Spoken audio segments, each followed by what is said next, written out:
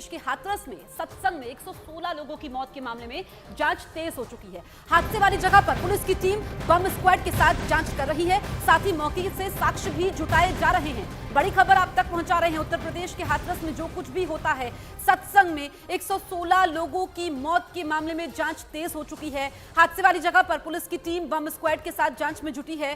साक्ष्य भी जुटाए जा रहे हैं। सबूत इकट्ठा करने की कोशिश है, लेकिन 116 लोगों की दर्दनाक मौत हो जाती है। यूपी के हाथरस में बहुत बड़ा हादसा होता है और आयोजक बाबा फरार बताए जा रहे हैं, लेकिन जांच तेज हो चुकी है। और आपको बताएं कि अभी तक जो 72 लोग मारे गए हैं, उनकी पहचान हो चुकी है। ये दो तस्वीरें आपके सामने हैं। बम स्क्वाड की जांच लगातार जारी है। सवाल ये खड़ा होता है कि 116 लोगों की मौत का जिम्मेदार कौन है? जो आयोजक है वो फरार चल रहे हैं। इसके अलावा बाबा फरार है अभी तक। हाथरस में मृतकों के परिजनों से मुख्यमंत्री योगी आदित्यनाथ मिलने वाले हैं। हमने देखा कि पीएम मोदी ने भी संसद में दुख जाहिर किया इस घटना पर, और जो घायल हैं उनसे मुलाकात उत्तर प्रदेश के मुख्यमंत्री भी करने वाले हैं। लेकिन हाथरस में जो हादसा होता है, उसके बाद इस हादसे के बाद कई सवाल खड़े होते हैं। इसी हाथरस हादसे के बाद सबसे बड़ा सवाल यह है कि कहीं भी सत्संग या किसी भी तरह का जब आयोजन होता है तो हादसा होने का इंतजार आखिर क्यों हो रहा होता है? क्यों नहीं परमिशन देने के पहले पूरी व्यवस्था की डिटेल देखी समझी जाती है? हाथरस के हादसे से बचा जा सकता था, लेकिन लापरवाह सिस्टम जब तक जागता तब तक 100 से ज्यादा लोग मौत की नींद सो चुके थे।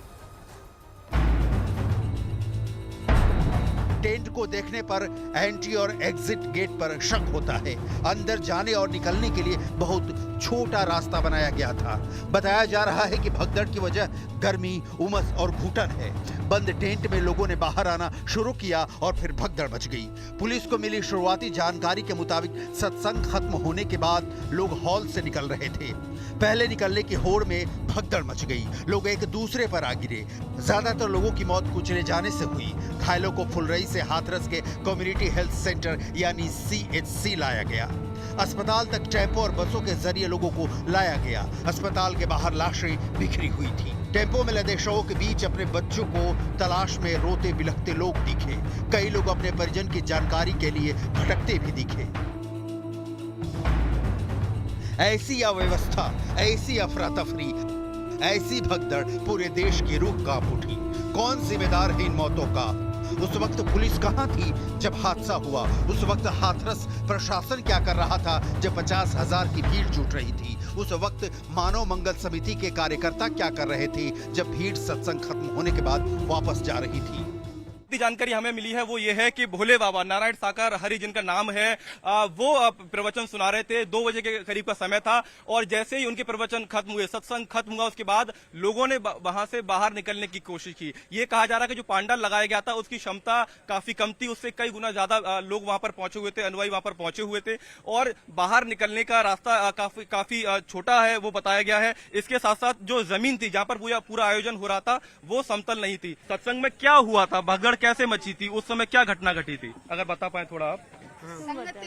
संगत भिड़भिड़ा के उठी, प्रभु जी गए थे, संगत उठी, उस एक दूसरे के टक्कर से गिरते चले गए। क्या घटना हुई सर? कैसे? ये जैसे ही कार्यक्रम का समापन हुआ और उसके बाद भीड़ एक साथ निकली, सफिशिएंट रास्ता था, लेकिन वहाँ पे नीचे हल्का सा पानी की कीचड़ हो गई थी। पानी की कीचड़ की वजह से लोग जो है रपटन पैदा हो गई।